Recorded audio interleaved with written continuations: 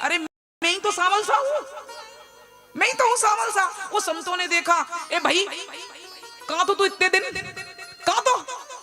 अरे भगवान बोले मैं तो मेरी दुकान पे ही था, पर आप तो मेरी पेटी पे आए ही कोनी। संत बोले हम तो सब जगह ढूंढ लिया पर थामे, कहाँ है आपकी दुकानें? तो भगवान इशारा कर दिया, ये सब दुकानें मेरी ही तो हैं। वो जैसे हाथ बढ़ाया सो लाइन लगी दुकानों की महाराज। कोई सामान भर रहा है, कोई उतार रहा है, लाइन भीड़ लग रही है, मेला लग रहा है। संत आपस में बातें करें, भैया हमने पूरी द्वारका ढूंढ ली लेकिन इस बाजार में तो हम आए ही नहीं। अब पता तो तब चलता जब कल तक होता बाजार, वो तो अभी बना है महाराज। ढूंढ लिया इधर तो अपन आए ही नहीं। तो संत लोग बोले, नरसिंह जी बोले क्यों तुम तुम ही सामल सेठ हो? हाँ महाराज, नरसिंह छोटा मोटा कारोबार है, हम तो नरसिंह जी के मुनि में हैं, वो सेठ हैं, सब दुकानें उनकी हैं, ये सारी दुकानें उनकी हैं, हम तो उनके छोटे मोटे मुनि में हैं, सेवक हैं हम उनके। अच्छा तो हमने सबसे पूछा किसने आपका नाम क्यों नहीं बताया? तो भगवान बोले वो बात क्या है ना कि आजकल व्यापार में प्रतिस्पर्धा बहुत बढ़ गई है, तो हमारा थोड़ा लंबा चौड़ा व्यापार है तो लोग ईर्ष्या करते हैं हमसे, इसलिए आपको नाम नहीं बताया होगा। संत बोले हाँ यही बात है, पर भगवान बोले संतो आपको मेरी वजह से तकलीफ हुई, इसके लिए मैं आपसे क्षमा मांगू, और ये लो आपके 700 रुपए, और 7 दिन आप परेशान रहे इसलिए मेरी तरफ से 100 रुपए आपके भोजन प्रसादी के लिए, 100 रुपए मेरी तरफ से। और अगर कोई कमी हो, भंडारा करना है, अगर कोई कमी हो तो मुझे बता देना, मैं यही हूँ, मदद करूंगा आपकी। संत तो बड़े प्रसन्न महाराज, खूब प्रसादी करी, भंडारा पवाया, कई दिन रुके। और अब संत लोग वापस लौटे तो जूनागढ़ होते हुए निकले, सोचा यहाँ से निकल रहे तो नरसिंह जी से तो मिलते चले, बता तो दें कि आपका हमें आड़तिया मिला था। पर भगवान एक बात बोले संतों से कि भाई ये आपकी सेवा मैंने कर दी, लेकिन आपसे प्रार्थना है। बोले क्या? कि जब आप जूनागढ़ जाओ ना और नरसिंह जी आपको मिले तो उनसे ये मत कहना कि आपका आड़तिया हमें मिला नहीं, हम परेशान रहिए, मेरी नौकरी रो सवाल है महाराज, अगर आपने उनको बोल दिया ना तो मेरी नौकरी चली जाएगी। संत बोले नहीं नहीं कोई बात नहीं, तुम्हें देख करके सारे दुख हम नहीं बताएंगे। अब संत लोग लौट करके पहुंचे कि चलो नरसिंह जी से मिलते चले। और जैसे ही संतों ने कदम रखा तो जो सूर्या लोग हो में है ना, इनकी श्रवण शक्ति बहुत तेज होती है। ध्यानदास बोले भैया वो हुंडी वाला संत ही गया, वो हुंडी वाला। तो बोले लगता है पैसा वापस मांगने आया, तो पैसा तो अपने कने है को नहीं, सब खा लिया। अब बोले अब क्या, पैसा तो है नहीं तो पिटाई लगेगी, सो निकल लो पतली गली से। तो संत लोग लाइन लगा के पीछे के दरवाजे से निकल गए महाराज, सब सूर्या भाग गए। नरसिंह जी अकेले बैठे, संत लोग आ गए, भैया जय श्री कृष्णा, जय श्री कृष्णा, विराजिए। संत लोग बोले नरसिंह जी आपका आड़तिया मिला हमें। नरसिंह जी बोले मिला? हाँ, पर एक बात बताओ नरसिंह जी, ये मुनीम आप लाए कहां से हो? ऐसा मुनीम इतना बड़ा लंबा चौड़ा व्यापार आपका देखता है, लेकिन अहंकार नाम की तो चीज नहीं है उसके अंदर। हाँ, कितनी सेवा करी हमारी, कितना सम्मान दिया, और जानते हो वाणी तो ऐसी है महाराज, जब बोले है तो लागे है फूल झड़े हैं महाराज मुंह से। हाँ, ऐसी वाणी है, और जब से उसकी वाणी कानों में पड़ी है ना, तब से दुनिया की कोई आवाज अच्छी नहीं लगती महाराज, इतनी प्यारी वाणी है। और जैसी नरसिंह जी ने ये सुना तो नरसिंह जी की तो समाधि लग गई। बारे प्रभु मेरे कारण आप बजाज भी बन गए, मेरे कारण मुनीम भी बन गए। सच कहा है कि प्रबल प्रेम के पाले पड़कर प्रभु को नियम बदलते देखा, और अपना मान टले टल जाए पर भक्त का मानना टलते देखा। भक्तों के लिए क्या नहीं करते, राम बने हैं, कृष्ण बने हैं, बाराहे बने हैं, नरसिंह बने हैं, मोहिनी बने हैं, और आज भगवान भक्तों के लिए मुनीम भी बन गए महाराज। ऐसी वाणी है।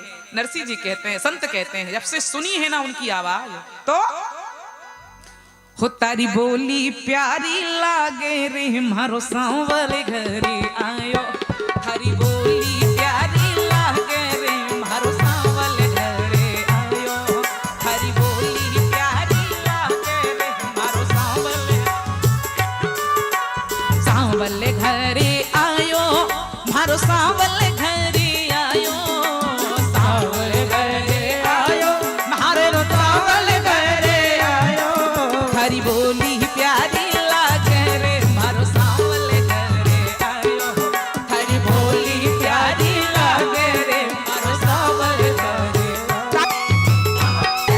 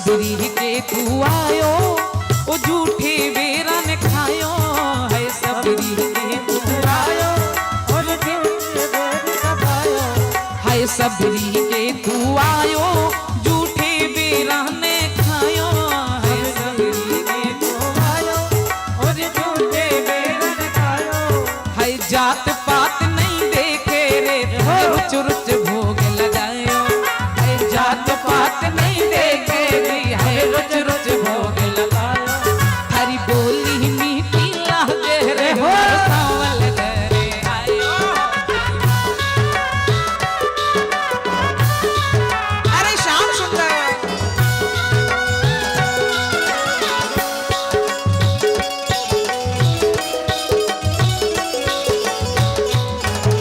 ताली बजाते रहिए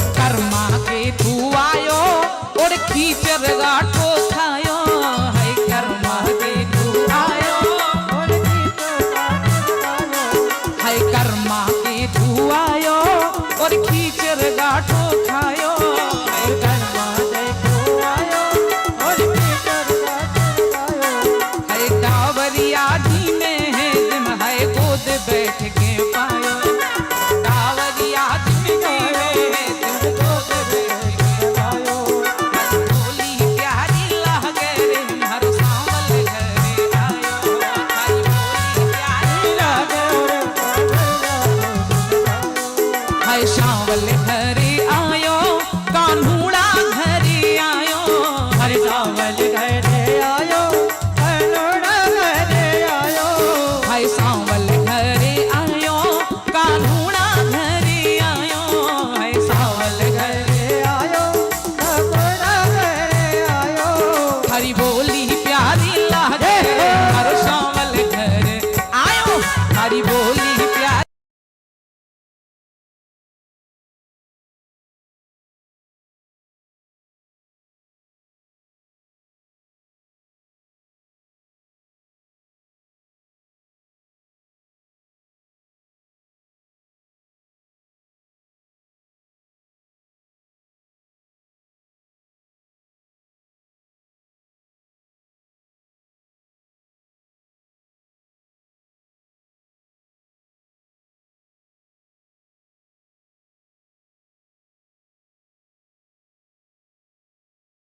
लागे हर सावल घरे आयो हरी बोली प्यारी लागे रे मारो सावल घरे आयो हरी बोली प्यारी लागे मारो सावल घरे आयो हरी बोली प्यारी लागे रे मारो सावल घरे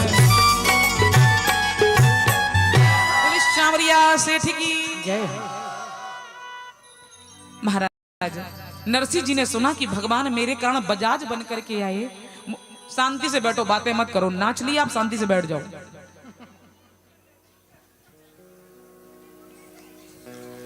बोलो गोविंद भगवान की, कृष्ण कन्हैया लाल की। अब महाराज नरसिंह जी ने सोचा कि ठाकुर तो मेरे लिए बजाज तक बन गया। अब इधर क्या हुआ कि धीरे धीरे धीरे धीरे जो 700 रुपए का सामान लाए थे, अब कितने दिन चले महाराज? 20-25 मारा 16 तो सूर्या 17वें नरसिंह जी महाराज और अंधे लंगड़े अलग 20-25 लोगों का भोजन रोज बनता। तो धीरे धीरे वो सामग्री खत्म हो रही है। पर अब नरसिंह जी ने क्या सोचा कि सामान खत्म हो रहा है, अगर नरसिंह जी चाहते तो भगवान केदारा राग दिया था, गाते और बुला लेते, लेकिन नहीं बुलाया नरसिंह जी ने। नरसिंह जी ने सोचा कि भोजन के लिए कन्हैया को परेशान नहीं करूंगा, भोजन के लिए कन्हैया को क्या परेशान करना। तो फिर आप रो काम कहिए, आप तो संत है महाराज, वो संत रो काम कही वे, भजन करो और भिक्षा मांगो। तो जैसे ही राशन खत्म हुआ वैसे तुम्बा उठाए महाराज वो 16 सूरियों को साथ में लिया, जय श्या राम।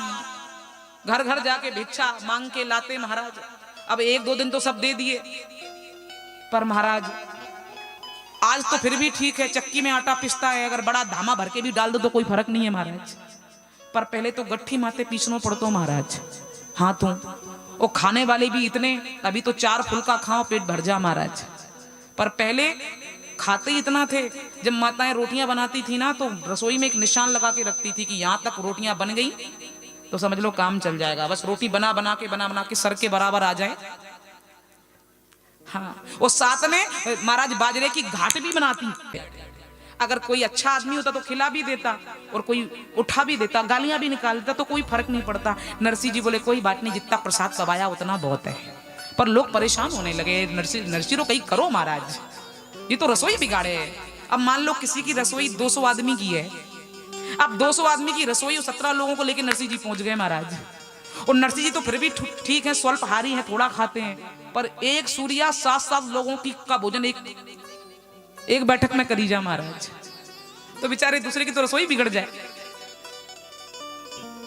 दूसरों की रसोई बिगड़ जाए तो लोग परेशान। तो 20-25 लोग समाज के लोग इकट्ठे हुए महाराज।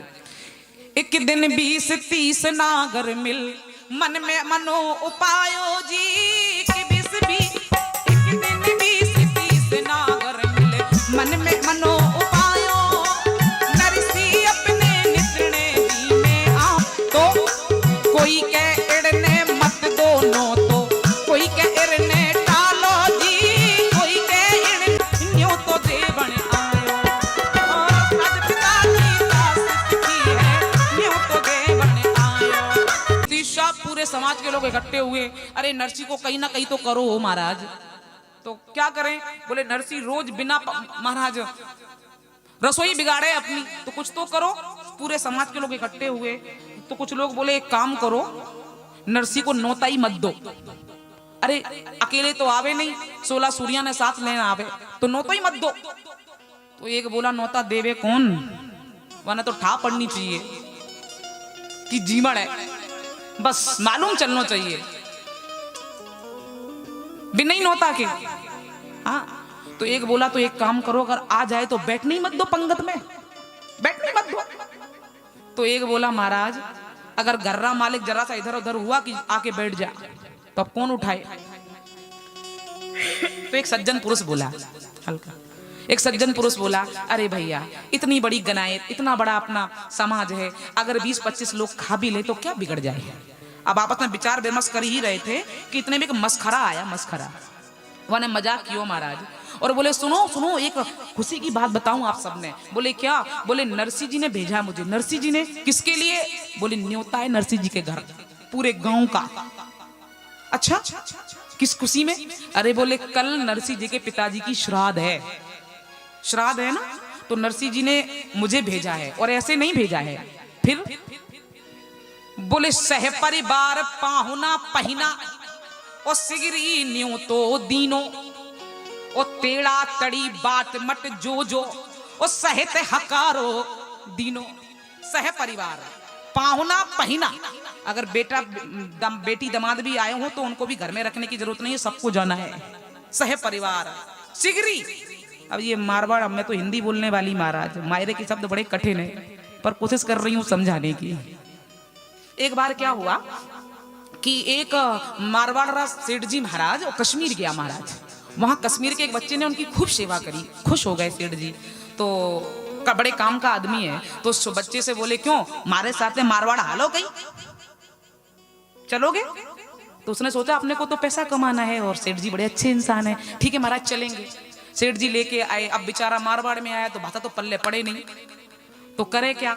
तो सेठ जी का एक ऊंट था सामल रंग का, वाने के तेलो, तो बोले सुन तुझे और कुछ नहीं करना है, मेरे तेले का ख्याल रखना, ये कहीं भी जाए बस इसके पीछे पीछे जाना। तो वो दिन भर ऊँट के पीछे पीछे घूमता, वो चरने जाता तो खड़ा रहता खेत में।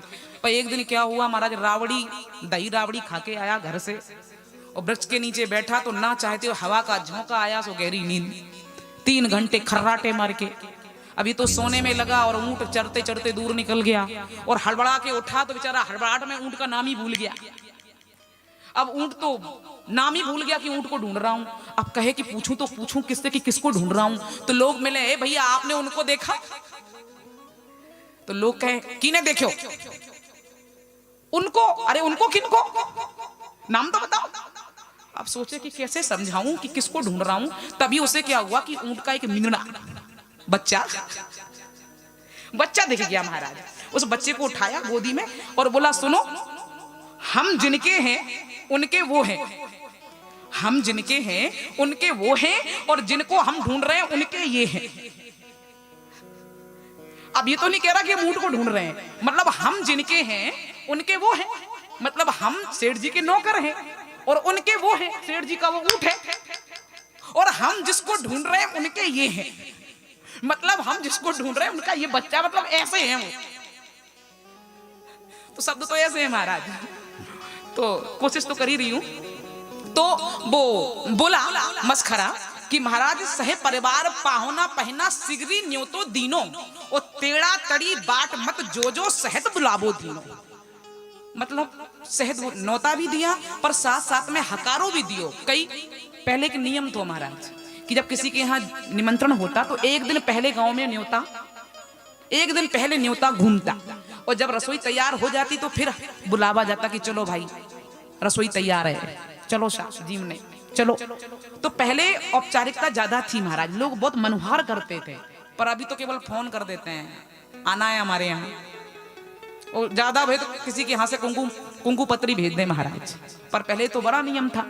सो वो मस्करा बोला कि नरसी जी बोले हैं मुझे काम सौंपा, क्यों नरसी जी के तो कोई है नहीं। तो नरसी जी ने कहा भैया मेरी तरफ से पूरे गांव ने निमंत्रण देना है, और साथ में ये भी कह देना कि बुलावे की प्रतीक्षा नहीं करें, कल सुबह सबको आना है। हाँ, सहत हकारो दीनो, सबको आना है। और न्योता सुनत भया सब राजी। न्योते का नाम सुना महाराज तो पहले तो जीवन को क्रेज तो महाराज मालूम चल जाता, 5 कोस की लापसी 25 कोस को सीरो, इतनो तो नहीं छोड़े मारो 22 आरो बीरो। और बोरा खेड़ी वालों की तो बात ही क्या है, आज भी है क्रेज महाराज जीवने का, और जीवन मिल जाए बस, कथा छूटे तो छूट जाए पर जीवनो नहीं छूटना चाहिए। क्या कोई बात नहीं। तो महाराज 25 कोस की लापसी नहीं, 5 महाराज 5 कोस की लापसी नहीं 25 कोस को सीरो, और इतनो तो नहीं छोड़े मारो 22 आरो बीरो। 5 कोस की लपसी पता चल जाती है, 25 कोस पे सीरा, तो पैदल पैदल चलता महाराज। हाँ, शौक था, जीवने का शौक था। लोगों को मालूम चला कि निमंत्रण है महाराज, निमंत्रण। न्योता सुनत भया सब राजी, चूल्हा बंद कराया।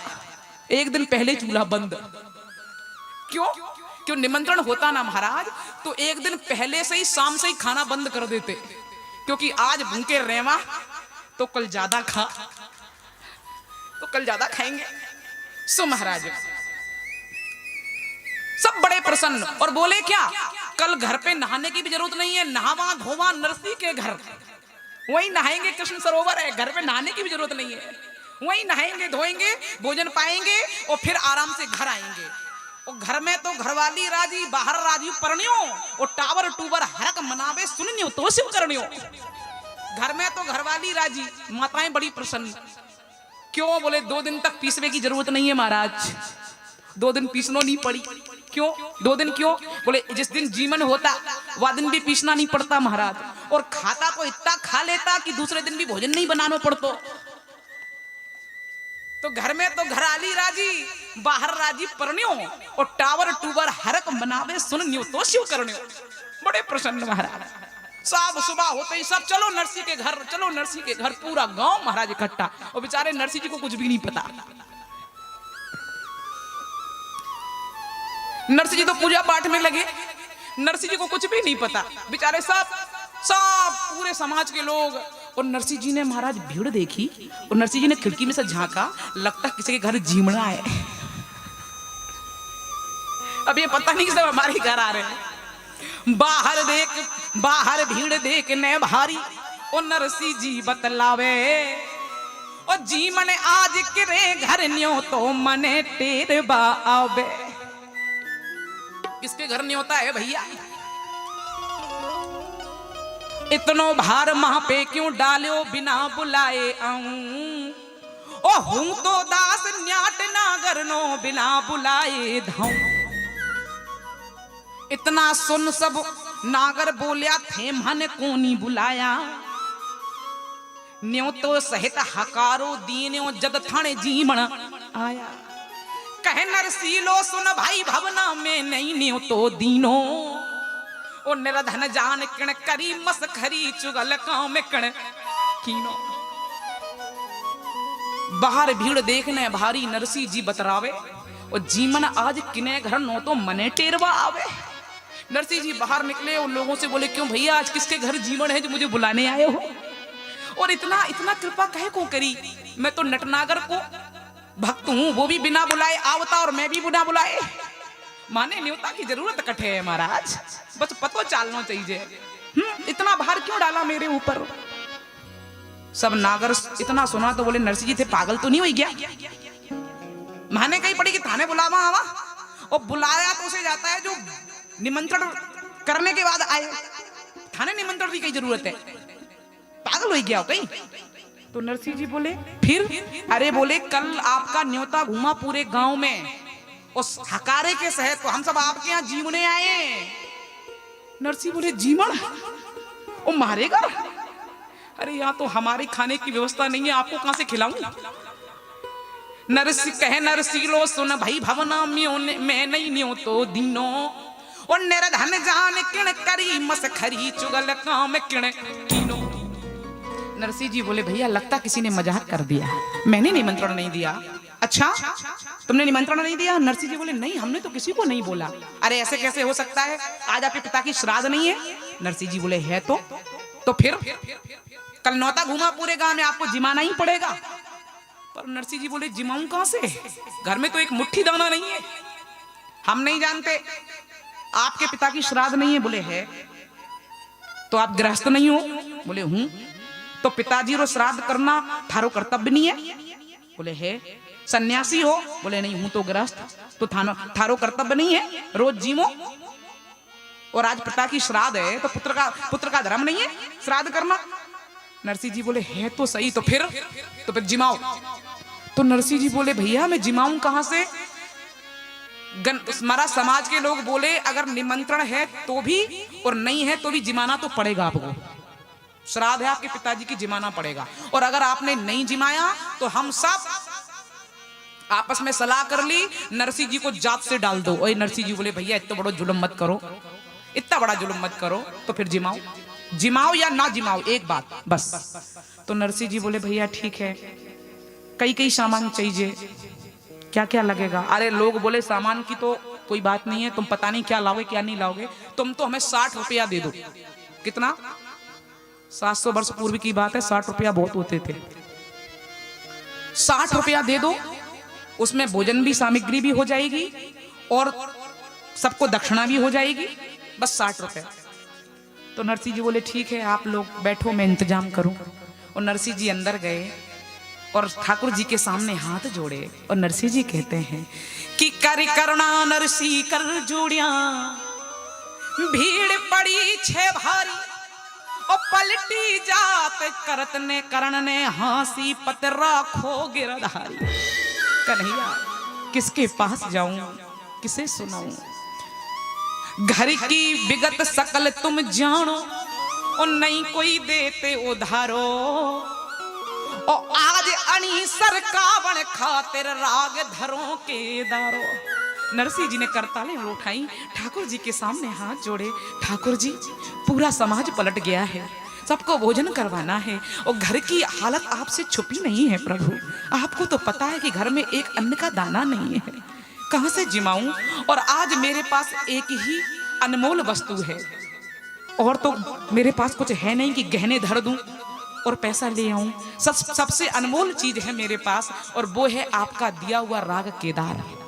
आज इस विपत्ति से निकलने का एक ही उपाय है कि मैं केदार राग ने गिरवी रखूं प्रभु। ठाकुर जी को प्रणाम किया, करतालें उठाई और नरसी जी सेठ तोलाधर के घर आए। महाराज नगर में एक बड़े अच्छे सज्जन सेठ थे, नाम था तोलाधर। जय श्री कृष्णा की महाराज। कहो नरसी जी आज मेरी दुकान पे कैसे? तो नरसी जी बोले सेठा किसी ने मजाक कर दियो और आज मेरे पिताजी रो श्राद्ध है और पूरा समाज भोजन रे वास्ते आई गयो, वहां ने भोजन करवानो है पर मेरे पास पैसा तो है नहीं, तो मैं आपके पास आया हूं कि आप मुझे 60 रुपया दे दो, और या बदले में मेरे पास सोना तो है नहीं, चांदी तो है नहीं कि गिरवी रख दूं, पर मेरे पास एक अनमोल वस्तु है, वो है राग केदार, ये मैं आपको गिरवी रखूं। तोलाधर बोले महाराज ये क्या बला है? अब भाई जो जाना है वो तो राग राग नहीं जाने, और जो नहीं जाने है। एक बार क्या हुआ कि एक नगर में शास्त्रीय संगीत का एक बहुत बड़ा गवैया आया महाराज, शास्त्रीय संगीत जानने वाला। लोगों को मालूम चला कि बहुत पहुंचे हुए हैं, बहुत अच्छा गाते हैं, गवैया हैं। तो सब गांव के लोग इकट्ठे हो गए, महाराज हमें भी कुछ सुनाओ, हमें भी कुछ सुनाओ। तो ठीक है महाराज, बगल में ही बूढ़ी माँ का मकान था, उससे दरी मांग ली महाराज, बिछाई, सब तैयारी, और जैसे ही हारमोनियम पे हाथ रखा और नीचे सुर से प्रारंभ हुए, थोड़ी देर आ की और आंखें खोली, सो आधे लोग गायब। अब हर कोई शास्त्रीय संगीत थोड़ी ना समझे महाराज, आधे लोग गायब। तो उसने सोचा कि भाई अब ये लोग जानकार हैं इसलिए बैठे हैं, थोड़ा सा ऊपर का स्वर लिया और थोड़ी देर फिर आ करी, फिर आगे करी, तो उसमें से आधे गायब। उसने सोचा अब क्रीम रह गई है बिल्कुल, ये लोग जानकार हैं। वो जैसे ही सबसे ऊपर का स्वर लिया और फिर आंखें खोली तो पूरा पंडाल खाली, केवल एक बूढ़ी वो मैया बैठी रहेगी सामने। माँ तुम जानो, लगता है आपको राग रागनी की जानकारी है, तो बूढ़ी मैया की ये तो माने ठाक होनी की राग रागनी कई वे, पर आ दरी मारी है, जिन पे थे बैठे हो ना, आ दरी मारी है। ये लो महाराज, तो जिसे जानकारी नहीं है तो उसके लिए तो सब ऐसा ही है। एक बार गांव में हो रही थी भागवत, वो जो पंडित जी थे वो शास्त्रीय संगीत के बहुत जानकार थे, तो जब भी गाते सो एक बूढ़ी मैया बिल्कुल सामने जाके बैठ गई पंडाल में, पंडित जी के सामने। और जैसे ही पंडित जी थोड़े वृद्ध भी हो चले थे, तो आधी दाढ़ी काली और आधी धोरी, माने आधी सफेद, और पंडित जब गाएं तो वो दाढ़ी हिले, वो मैया सामने बैठी, झरझर झरझर झरझर आंखों से आंसू। पंडित जी सोचे कि मैया तो बड़ी भगत है महाराज, कोई भी गीत गाओ, चाहे श्रृंगार राग का हो, चाहे महाराज वीर रस का हो, चाहे करुणा रस का हो, जैसे वो गाए और वो मैया झरझर झरझर आंसू गिरे, पंडित जी सोचे कि ये तो कोई दूसरी मीरा आ गई महाराज, हाँ बहुत भक्त है। जैसे शाम हुई सो पंडित जी व्यासपीठ से उतरे और बोले मैया आप तो भगवान की बहुत बड़ी भक्त हो, कथा से बहुत प्रेम है आपको। बोले क्यों? कि मैं कोई सा भी गीत गाऊं और आप रोई रो, इतना प्रेम भगवान से, इतना प्रेम। वो मैया बोली कथा भे महाराज ये तो माने पतो को नहीं, कथा में पहली बार आई आज। तो फिर आप रो क्यों रही थी? बोले वो क्या है ना पंडित जी, बुरो मत मानजो, पर मेरे पास में एक बकरा था, वो भी ऐसा ही था, आधा काला और आधा सफेद।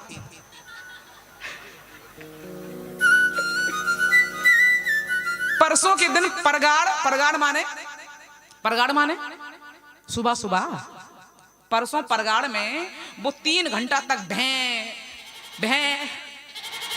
भैं में कियो और भगवान के घर। तो मैं वारी याद करूं और आपको देख देख के मारो कलेजो भरभर आवे।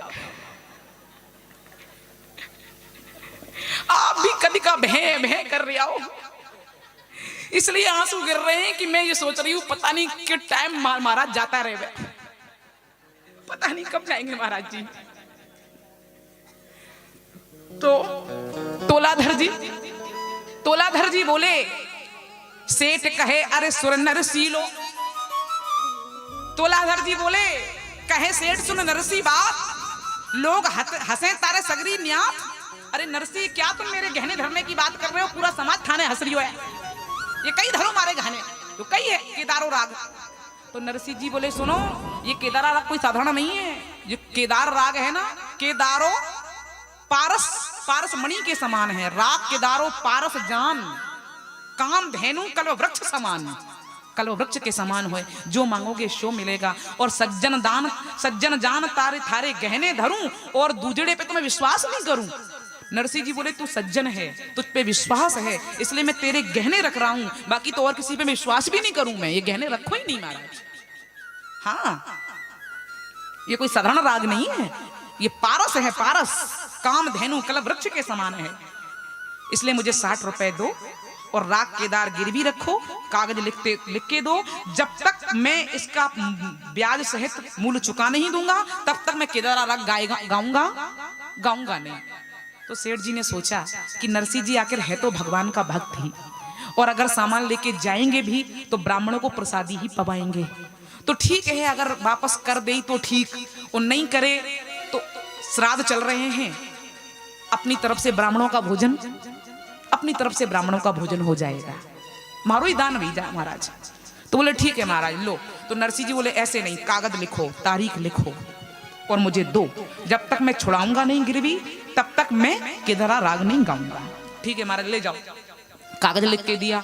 60 रुपया लेके नरसिंह जी आए, समाज के लोगों को दिए। समाज लोग खूब सामान लाए महाराज, और सामान लाके ऐसी रसोई करी, पूरियां कचौरियां, जलेबी, घेवर, गुलाब जामुन, रसगुल्ले, ऐसी 60 रुपए में ऐसी रसोई तैयार हुई महाराज। छक्के पाया, सूर्याओं ने भी भोजन करवाया, और जो बच गया तो इतने दुष्ट लोग महाराज छोड़ के नहीं गए, आपस में बांट बांट के ले गए, छोड़ के भी नहीं गए महाराज।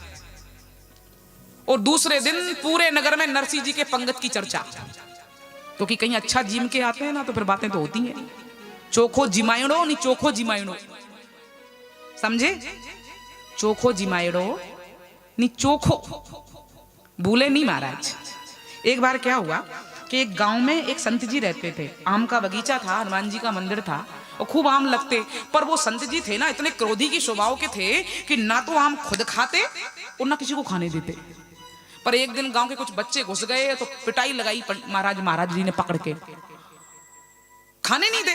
तो एक दिन क्या हुआ कि संयोग की बात, कॉलेज की छुट्टी हुई और बड़े बड़े बच्चे गांव लौटे छुट्टियों में, तो वो छोटी वाली जो पार्टी थी ने शिकायत कर दी कि गांव राजू महाराज है बड़ा खराब है, आम नहीं खाते महाराज, बहुत मारे। अच्छा महाराज थाने मारे हो? हाँ तो चलो आज। तो बड़े बड़े बच्चे हाथ में मंजीरा लिए, ढोल लिए, और जैसे ही अंदर घुसने लगे संत जी बोले ए कहां जा रहे हो? ए महाराज हकामती करो, भैरव जी ने फूल चढ़ावन जावा, फूल चढ़ाने जा रहे हैं भैरव जी को। और अंदर प्रवेश किया और आम तोड़ने लगे, और पीछे से संत जी गए महाराज। तो दो बच्चे तो चंग बजाएं, ढोल बजाएं, और 2 लोग महाराज जी ने इतनी पिटाई लगाई, अब यहाँ नहीं रहना, बड़े दुष्ट लोग हैं। और महाराज गांव छोड़ के भागे तो 20 कोस पे जाके सांस ली महाराज। एक गांव था वहां पे कि अब यहाँ नहीं आएंगे तो गांव के लोग देख लेंगे। 2-4 महीने निकले तो गांव वालों से पहचान भी हो गई, और तभी गांव में थी पंगत महाराज, किसी की बेटी की शादी थी। तो कहा महाराज हमारे घर में बेटी की शादी है और आपको जीवने आना है। ठीक है आऊंगा। संत जी आए और जैसे ही कदम रखा तो वो ढोल बजा महाराज, और ढोल बजा तो संत जी पीछे खिसके, अरे महाराज आगे चलो, पीछे क्यों? बोले ढोल बज रहा है।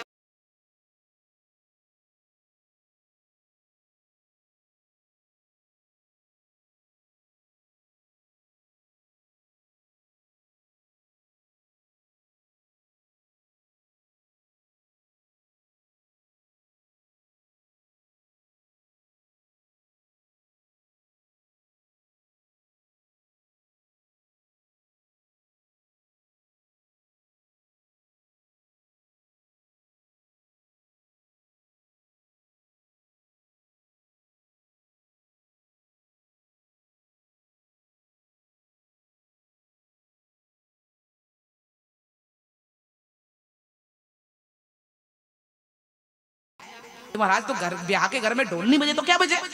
ढोल तो बजेगा नहीं। अरे बोले नहीं तुम्हें नहीं पता, जहां ढोल बजता है वहां साधु पिटता है। ये चोखा जिमायड़ा भूले नहीं महाराज। हाँ तो घर नगर में, पूरे नगर में चर्चा, क्या जलेबियां, क्या पुरियां, नहीं क्या घेवर। तो नगर के बाहर एक सन्यासी जी रहते थे। क्यों भैया किसके यहाँ निमंत्रण था? बोले कल नरसिंह जी के पूरे गांव में निमंत्रण था। क्या निमंत्रण, क्या भोजन करवाया? तो सन्यासी जी ने सोचा नरसिंह ने मुझे नहीं बुलाया, अपमान कर दिया, और ये अपमान नरसिंह को बहुत महंगा पड़ेगा। पर बेचारे को तो, उनको तो यही नहीं पता कि बेचारे नरसिंह जी पे क्या बीती। हाँ ये अपमान बहुत महंगा पड़ेगा। वो संत ने जाकर के, वो सन्यासी ने राजा मंडलिक से शिकायत कर दी कि आप यहाँ के महाराज हो, लेकिन वो नरसिंह है ना, वो अपने आप को महाराज समझता है और सबको पागल बनाता है कि भगवान उसके गले में माला पहनाते हैं आकर के। और राजा था वो कान का कच्चा, तो उसने सैनिकों को आदेश दे दिया, क्या बोलो गोविंद भगवान की। राजा हुक्म दियो सैनिक ने,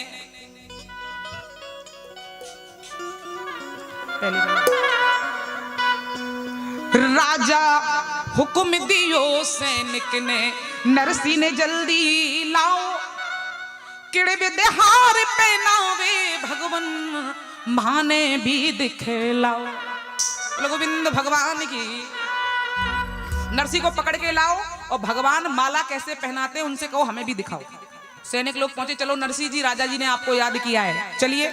नरसी जी बोले देखो मैं किसी राजा के दरबार में नहीं जाता, मेरा सबसे बड़ा राजा मेरा कन्हैया है। नाचू वांगू गिरधर आगे, कन्हैया के आगे नाचता हूं और कहीं जाता नहीं हूं। सैनिकों ने आके मना कर दिया कि वो तो मना कर रहे हैं। राजा बोला इतना अभिमान, मेरी अवज्ञा कर दी, कोई बात नहीं, नरसी नहीं आया तो हम चलेंगे और वहीं दरबार लगाएंगे और फिर कहेंगे कि हमारे सामने माला पहनो। अगर भगवान ने माला पहन ली तो ठीक, और नहीं पहनी तो सूली पे चढ़ा देंगे नरसी को।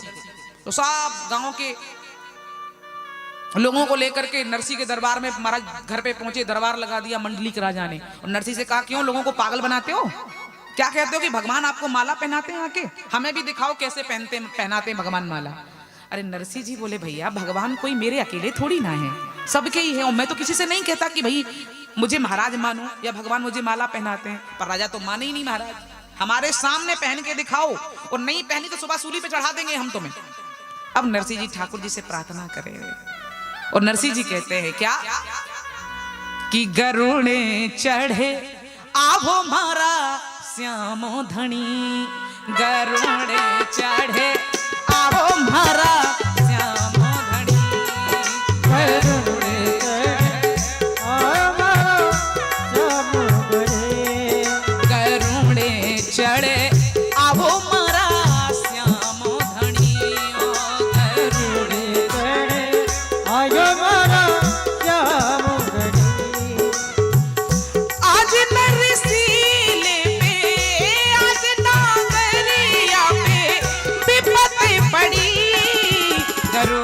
चढ़े आप हमारा श्यामो धनी, गरुड़े चढ़े आप हमारा श्यामो धनी। क्या बात है, आप नहीं चाहते कन्हैया आए तो मदद तो करो नरसी की।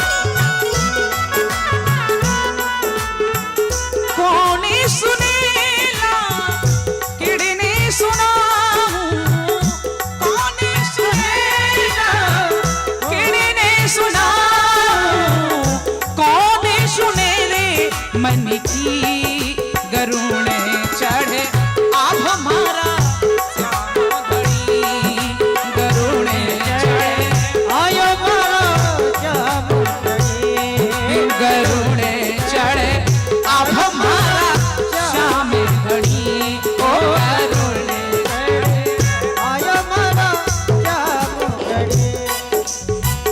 आज नरसी पे अरे कन्हैया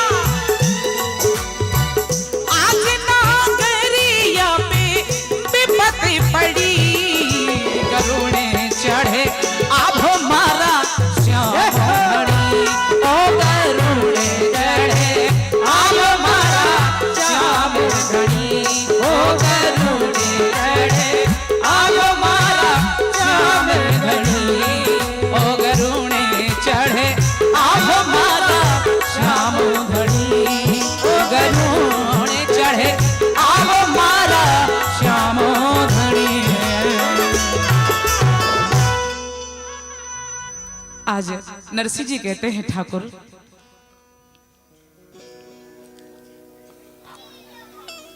मैं तो कभी घमंडी नहीं कियो, किन्ने बोली वो नहीं कन्हैया, पर आज आओ ना कन्हैया, तेरे अलावा कौन है हमारा। देख रही हूं मैं, देख रही हूं, गलत बात है, पर कई करा हमारा स्वभाव है, स्वभाव जाए नहीं महाराज। अगर दो ही बैठी हो महाराज, यहां तो इतनी बैठी है, 5 मिनट चुपचाप नहीं बैठ सकती, 3 घंटे कैसे चुप रह जाए महाराज, बड़ा मुश्किल काम है, पर शांति से बैठो। बोले गोविंद भगवान की, कृष्ण कन्हैया लाल की। तो महाराज नरसिंह जी भगवान से प्रार्थना करें, और एक गाना बंद हुआ कि दूसरा चालू कर। रात भर का समय है, अगर रात भर के अंदर भगवान ने आपको माला नहीं पहनाई तो कल आपको सूली पे चढ़ा देंगे। एक गाना बंद हुआ, नरसिंह जी दूसरा चालू कर दिए। अरे कन्हैया सुनो ना, भीड़ पड़ी छे भारी, मारी पथ राखो गिरधारी, पलटी सभा सन्यासी कोप्यो, लोग हंसे दे तारी, मंडली के राजा है पलट्यो, पलजी पलटी प्रजा सारी, मारी पत राखो गिरधारी। सुनो ना कन्हैया, आज पूरा समाज मेरे ऊपर हंस रहा है, लोग कह रहे हैं आज फंसा है नरसिंह, अच्छा मौका है, जग पलट्यो, त्यों त्यों तू क्यों पलट्यो। अरे जगत पलट गया, ये तो मुझे समझ में आता है, समाज की तो आ रीत है महाराज। मैंने कल भी निवेदन किया था कि बनी बनी के लाखों निसार होते हैं, और बनी जब बनकर के बिगड़ती है तो दुश्मन हजार। ये संसार बनी बनी का है महाराज, अगर आपके पास कुछ है तो सब अपने हैं, और जरा सा अगर विपत्ति आ जाए ना तो सब किनारा कर लेते हैं, अपने ही साथ छोड़ देते हैं महाराज। तो नरसिंह जी कहते दुनिया पलटी, ये तो मुझे पता है, आ दुनियारी रीत है कन्हैया, ये तो दुनियारी रीत है, लेकिन ज्यों जग पलटे थे त्यों क्यों पलटे। जगत पलटा है तो समझ में आता है, लेकिन तू क्यों पलट गई रे कन्हैया। कन्हैया ताने आई नहीं नरसिंह जी चीत, सांझ भई जब गावन लाग गया, हो गई रात व्यतीत, पूरी रात बीत गई और फिर भी तुझे मेरे ऊपर दया नहीं आई। अब भगवान सोच रहे कि नरसिंह केदारा गाए तो मैं जाऊं, पर नरसिंह जी केदारा गाए नहीं, क्यों, तो गिरवी रखा है, कैसे गा दे। अब भगवान खड़े तैयार कि केदारा गाए और मैं, पर नरसिंह जी केदारा नहीं गा रहे। पूरी रात हो गई, खूब गाए नरसिंह जी, पूरी रात गाते गाते कंठ सूखने लग गया महाराज। तो राजा ने कहा बस सुबह होने वाली है, बंधक बनाओ, नरसिंह को बंद कर दो, कल सुबह सूली पे चढ़ाएंगे। हाथ में हथकड़ियां बेड़ियां पहना के नरसिंह को जेल में डाल दिया। लेकिन जेल में तो डाल दिया, खूंटे टूट गए महाराज, बेड़ियां टूट गई, जेल के ताले फटाक फटाक करके। तो एक बार तो राजा डरा, पर सन्यासी बोले महाराज यही तो इसकी जादूगरी है, बहुत बड़ा जादूगर है, देखो जेल के ताले तोड़ दिए। अरे राजा बोला होगा जादूगर, अब सुबह की बात सुबह सूली पे चढ़ा देंगे, देखते हैं हमसे बच के कहां जाएगा। इधर भगवान ने देखा कि सुबह होने वाली है और सुबह नरसिंह को सूली पे चढ़ाया जाएगा। तो जानते हो भगवान ने क्या किया कि नरसिंह रूप धरो नारायण, नरसिंह का रूप रखा भगवान ने, नरसिंह रूप धरो नारायण, सेठ तुला घर आयो, रुपया दीना 60 रोकड़ा, और केदारो छुड़ वायो। नरसिंह का रूप रखा आधी रात को, और भगवान पहुंचे तोलाधर घर के घर। सेठ तोलाधर हैं, तोलाधर ने ऊपर से कौन है, बोले मैं नरसिंह। अरे महाराज इतनी रात को आप किसको जिमाना है। नरसिंह जी बोले भैया जिमानो तो कोनी, पर जो मैं राग अपना गिरवी रख के गया था वो छुड़ान वास्ते आया। अरे महाराज वो तो मुक्ति है, आप जाओ खूब गाओ घूम घूम के। नरसिंह जी बोले, भगवान बोले ऐसे कैसे, गिरवी रखा है, जब तक आप छोड़ोगे नहीं जब तक गाऊंगा नहीं। अरे महाराज नरसिंह जी क्यों परेशान करो हो आधी रात को, आप तो जाओ सुबह पैसे दे देना, खूब गाओ, हमारी तरफ से मुक्त है, मैं तो कभी को भूल गया, आप भी भूल जाओ। नरसिंह जी बोले, भगवान कहे नहीं ऐसे नहीं, आप नीचे आओ मुझे लिख के दो। सेठ जी आए, उतर के नीचे, भगवान ने पैसे दिए नरसिंह के रूप में, और बोले महाराज कागज लिख के दो, इस पे दस्तखत करो कि 60 रुपया पाया मैं ब्याज सहित केदारा राख मुक्त और नीचे दस्तखत करो, हंसते तोलाधर। तोलाधर बोले क्यों महाराज, आपको मेरे ऊपर विश्वास नहीं है? अरे बोले बात विश्वास की नहीं है, विश्वास की नहीं है बात, पर हिसाब तो हिसाब हो बे, लिख के दो। तो लिखा तोलाधर जी ने कि 60 रुपया रोकड़ नगद पाया ब्याज सहित, केदारा राग मुक्त और नीचे हंसते तोलाधर, दस्तखत कर दिए। भगवान वो केदारा राग का कागज लेके आया और कागज जाए सभा में डालियो और नरसी ने दियो बताए, और केदारे को कागज पाके नरसी जी हर्षाए। भगवान ने जाकर के वो कागज सभा में डाला और जैसे ही देखा कि राग मुक्त, नरसी समझ गए ठाकुर जी ने कृपा, और महाराज करतालें उठाई और अब राग केदार छेड़ा। और जैसी केदार और राग छेड़े हो महाराज, बोलो गोविंद भगवान की दर्शन दो घनश्याम नाथ हमारी अखियां प्यासी रे, दर्शन दो घनश्याम मोरी अखियां प्यासी रे, दर्शन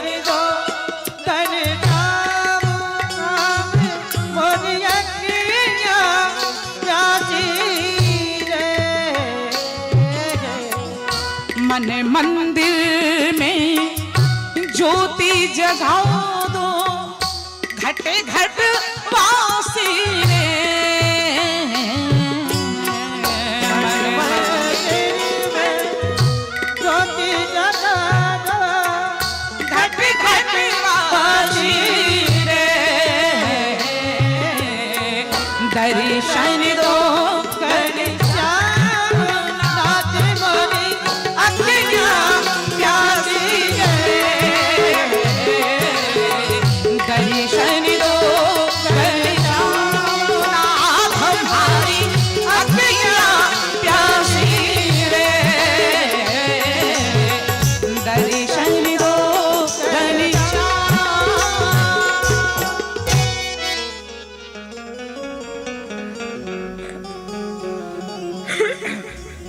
महाराज।